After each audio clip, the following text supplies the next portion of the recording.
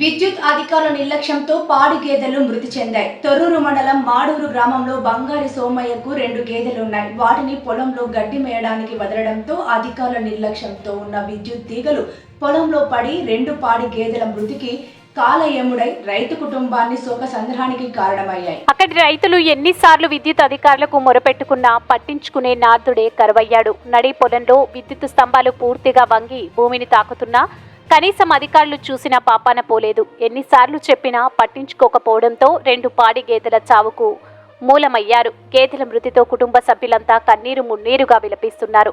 గేదెల పాలు అమ్ముకొని బ్రతికే మాకు ప్రభుత్వం న్యాయం చేయాలని కుటుంబ ప్రభుత్వాన్ని కోరుకుంటుంది.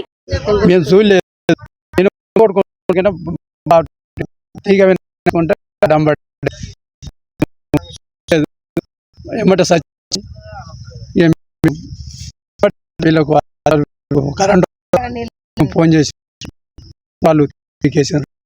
ఎప్పుడు కూడా మేము కూడా ఉంచలేదు. ఇప్పుడు అది దగ్గర ఇప్పుడు ఇది కోసి నెల రోజులు అవుతుంది. దాన్ని ఫోన్లో ఏమైనా దాటేసుకపోవడం కానీ అతికించిన వాళ్ళు కాదు, దాన్ని మధ్య చేసిన వాళ్ళు కాదు. నీకు ఎటువంటి చాలా అమ్ముకొని బతున్నాం సార్.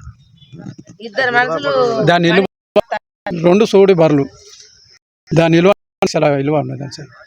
మాకు న్యాయం చేసి న్యాయం చేయాలి. మాకు కావాలి, ప్రభుత్వాన్ని కోరుకుంటున్నాం.